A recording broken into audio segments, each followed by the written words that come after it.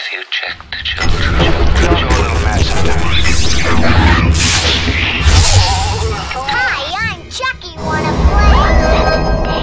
Sometimes that is better. You're gonna need a bigger boat.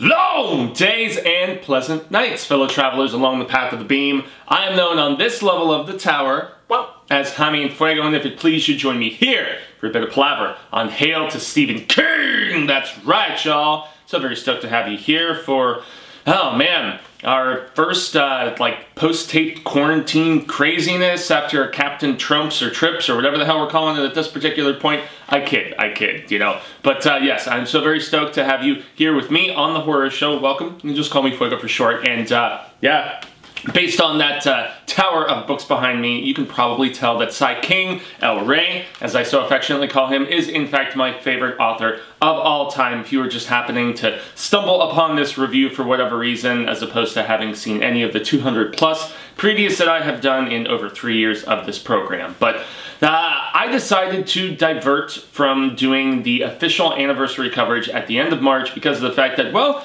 the world was going on hold last month, and it still continues to be in that essence of just lame limbo, but it is obviously for a genuine cause, and that's why I have been stuck in Casa and Fuego for the last number of weeks, and so on and so forth. You know, day job on hold, doing as much, you know, writing and reading and reviewing as possible, but I finally got the chance to sit down after my last two videos, which essentially were just, you know, the trapped Stephen King tales, you know, both novels and short stories, and I decided to forego this, at least for the moment, but it was really nice to get caught up with none other than Dolores Claiborne. That's right. Dolores Claiborne at the end of March, the 24th or 25th, you know, the official date eludes me, at least at the very moment, but at the end of March we had the 25th anniversary of this film. It came out in March of 1995.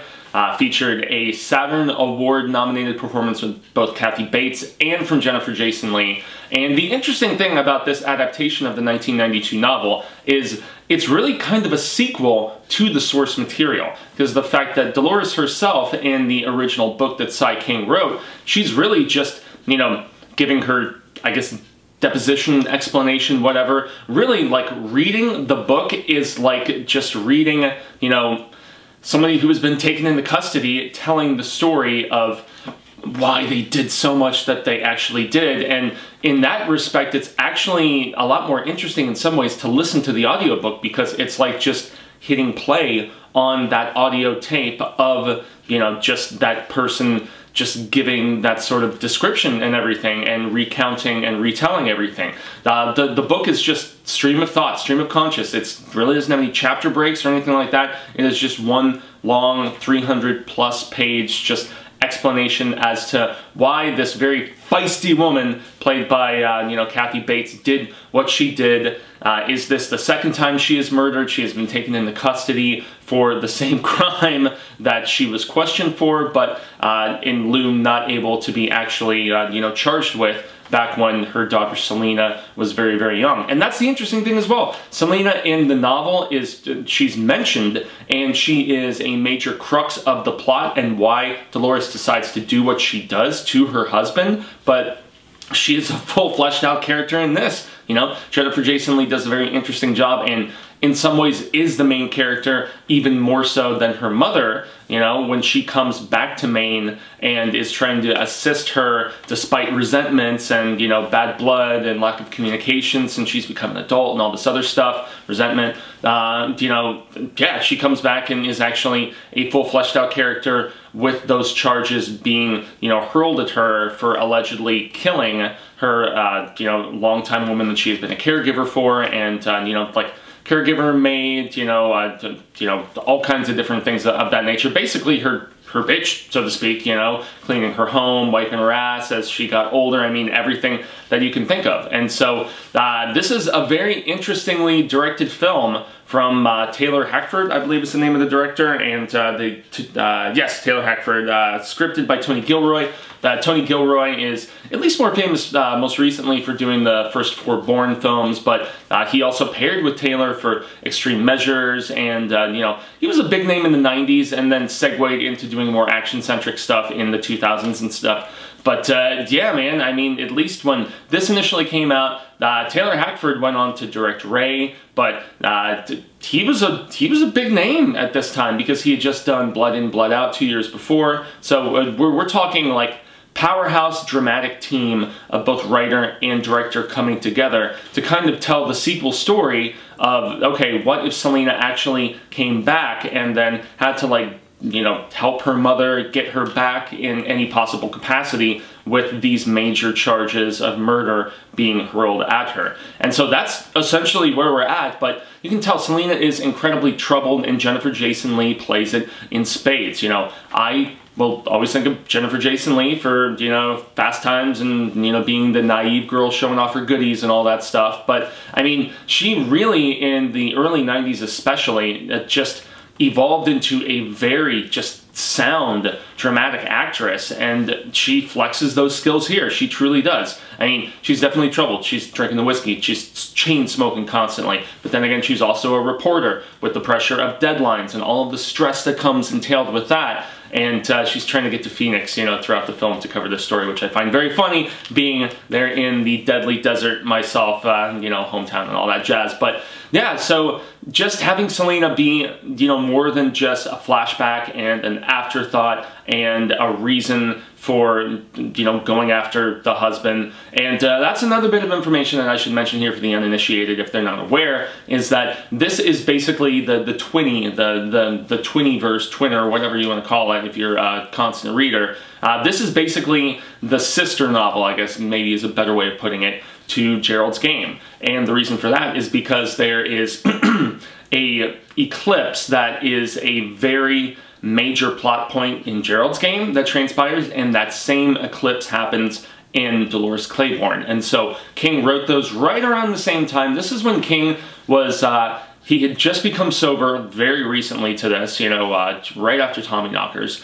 And he was on this kick in the early 90s, and I'm assuming Tabby had something to do with it probably, but that he wanted to write a lot of stories that were trying to recapture the Carrie feel, you know, writing very much about women, so to speak. And so there was Gerald's Game, and then there was also Rose Madder around the same time, and which sadly did not win my April Book of the Month competition. You know, that went to Skeleton Crew, as y'all can see right over there. But who knows, maybe in June it has another chance because it's going to be pitted against the same book that well, edged out majorly, but that's another story for another place. Rose Madder, Dolores Claiborne, Gerald's Game, these were all King trying to turn over a new leaf and do something distinctively different with his writing as far as perspective goes, you know, just, you know, trying to harken back to what made him successful in the first place. And I feel like both the book and this film are incredibly successful in that regard.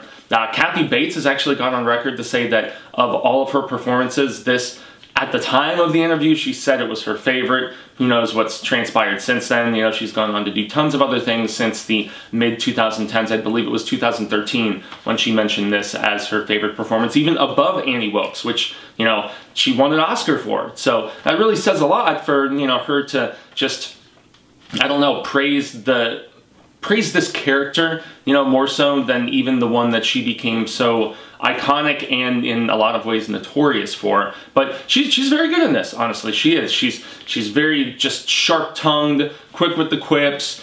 She's got that inherent just bitchiness, but she is not going to let a single person step on her, push her around, or anything of that nature, which is where just the scene where we flash back, because the scene, excuse me, the entire film jumps back to these flashback scenes. And so when we can be like just going back to her old home, for instance, with Jennifer Jason Leigh Selena when they initially arrive, and Kathy Bates is just looking around and she is immediately taken back, like just big time. And you know, the flashbacks recur throughout, but they're very seamlessly edited, and that's, you know, a credit I would say to Hackford's direction and just the vision that he had for how that he wanted to actually, you know, tackle the stuff. Because yes, the source material does have those flashbacks, but it's a lot tougher to pepper them in, you know, in a visual standpoint and make it not seem disjointed and just overkill, if that's an improper term to use in this, a film about murder and whatnot. But yeah, Taylor Hackford does a very good job of integrating everything, and yeah, it jumps back to this stuff throughout the entire film, and it jumps back to a strained marriage, it jumps back to a husband who, you know, do you think he's just struggling with the bottle, he's kind of a main asshole, there's a lot of them back there, unfortunately, but, you know, just like they say, you know, opinions and assholes, everybody's got one and they all stink, so on and so forth. And yeah, man, he is played with very authentic sliminess, I guess you could say, especially when it becomes a little bit more apparent what he is up to with Selena. But that is one of my few detriments with this film, actually, is because you find out that there is something going on with the father and the daughter, just like in Gerald's Game. That's a major plot point in both of these sister stories, so to speak. And I don't... It's a gross, sickening subject matter, but I don't necessarily feel like they really hit it home as much, you know, because you find out in the third act what's really going on. And I guess this is a spoiler review for a 25-year-old film. I was trying to dance around the issue, but it's such an important aspect of why Dolores does what she does. I have to talk about it. Yeah, the father was diddling around with his daughter. Horrible. Awful. As nasty as can be. And it doesn't really become apparent until Kathy Bates' character, until like the third act, the very, you know, back half of the film, because she's wearing a necklace and so on, and the confrontation doesn't really have as much heft as it does in the book, I have to say. In fact, to be honest, the flashback scenes don't really hit as hard as I wanted them to. You know, the violence against Dolores, most definitely. That stuff with her husband and the tension, and with her standing up for herself, you know, after he's like smacking her around the first time, and then she breaks something over his head, and she like kind of draws a line in the sand about she's not going to be pushed around. But then, you know, what eventually breaks her down, it's not the violence, it's the thought of her husband with his daughter and them having intimacy. It's nasty. God damn it. It's, you know, even curdling my stomach at this particular point to mention it, but it's so funny how such a tough woman, it's not the being beaten up on that breaks her down, like I said. It's the fact that, yeah, the husband being a sick son of a bitch, that's what finally gets her to start crying in front of her employer, and her employer, you know, being the, you know, very strict by the books, tough woman herself, is like, okay, I know that you're a badass. What is wrong? It has to be something significant for you to break down in front of me,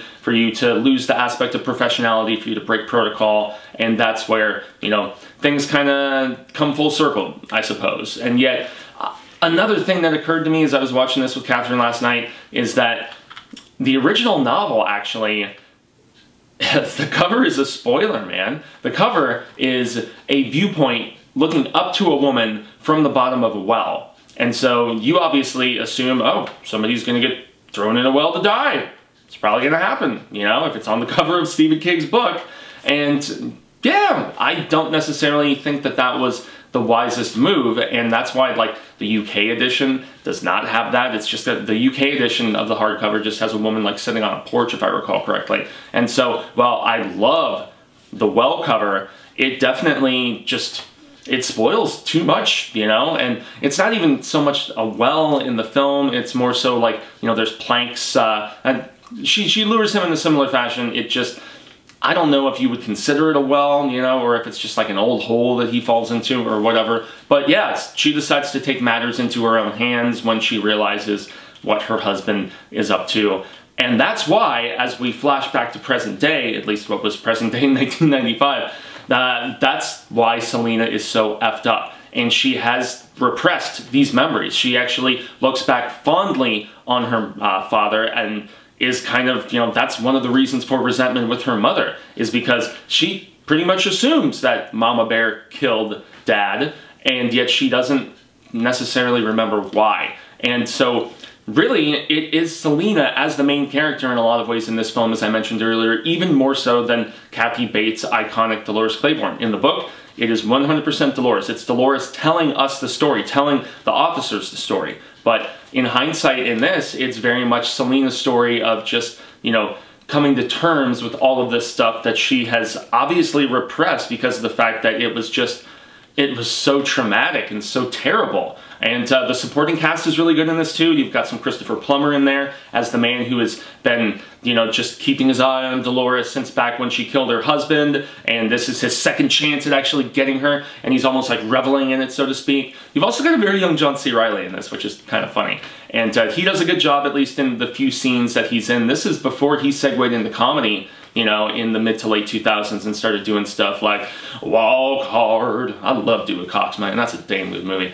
And, you know, Talvega and Step Brothers and all this other stuff before all of those Will Ferrell pairings. And, you know, he was a very esteemed dramatic actor for a long time. And just seeing him so young in this tripped me and Catherine out. It was something else, man, to see that. And, you know, this was another one done by Castle Rock. Castle Rock Entertainment was Rob Reiner, who directed Stand By Me's, that production company that specialized in Stephen King adaptations. So, you know, Castle Rock did Shawshank and, you know, just various other of the more dramatically esteemed Stephen King adaptations. And I must admit, this is another one that is damn good. Kathy Bates is fantastic in the role, but even more so, dare I say, she's overshadowed by the tortured performance of Jennifer Jason Leigh and everything that she is trying to figure out in her messed up head, and the fact that she is exuding a lot of those negative traits that her father did as well. It's just, it's a solid adaptation. It's not one of my absolute favorites, but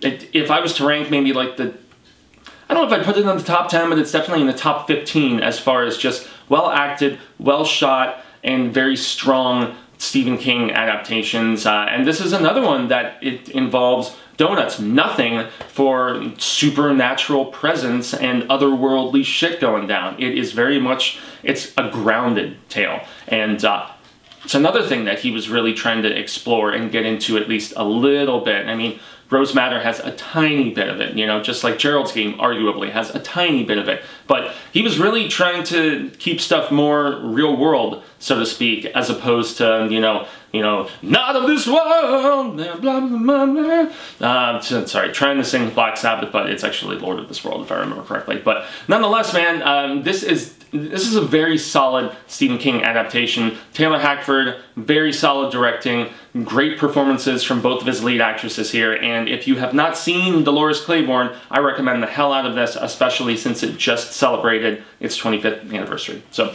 I've been Jaime and Fuego, and you often find moi on all social media sectors like Twitter, Instagram, Facebook, YouTube, where I have my own personal channel. It's called Infuegotainment. If you just search youtube.com/Jaime and Fuego, just like my selling moniker is spelled, that's where you can jump over. I am less than 50 subscribers from hitting that Jeezy, the 1K. And it's funny to say that here where we have over 32,000 subscribers, but you know, for me personally, it would really mean a lot for any sort of support over there. I've been doing lots of smaller non-horror film reviews as of late, stuff like Vivarium and throwback stuff like Empire Records, lots of Star Wars coverage. So it's really just proper counter-programming to all of the spooktacular, scarific stuff that we do here. So jumping over there and liking, sharing, subscribing, doing any support possible would mean a hell of a lot. But obviously, you are here for the spooktacular stuff. And for Psy King, I do this show every Saturday, and we have a book of the month.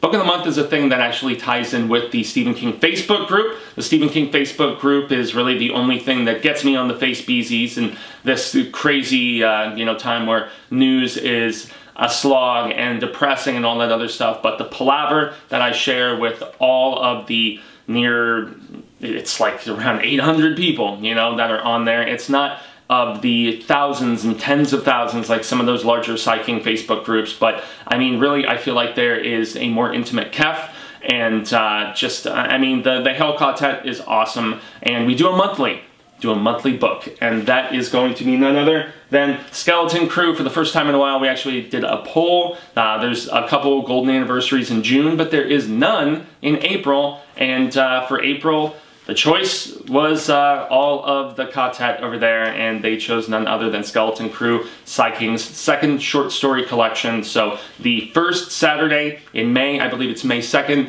that is when we are going to be having a spoilerific live Hail to Stephen King episode all about that book, so look forward to that. Jump on, become a member of the Hail Facebook group. It would mean a lot, and yeah, greatly appreciated, everybody. I'm going to call that a day and get back to the reading and the viewing and all of that awesomeness that is kind of keeping me sane and not as stir crazy in the midst of everything that's going on in the world right now. So, I've been Jaime and Fuego, y'all have been Rad Status, and until the Wheel of Ka comes around once more, I say hasta luego, sin amigos, and constant readers and viewers alike. I'm hopeful that we get to share more of this palaver sooner rather than later, and until then, remember to stay scared, stay safe, and read Stephen King. But, you know, read it, watch it, you know, you got time for it right now.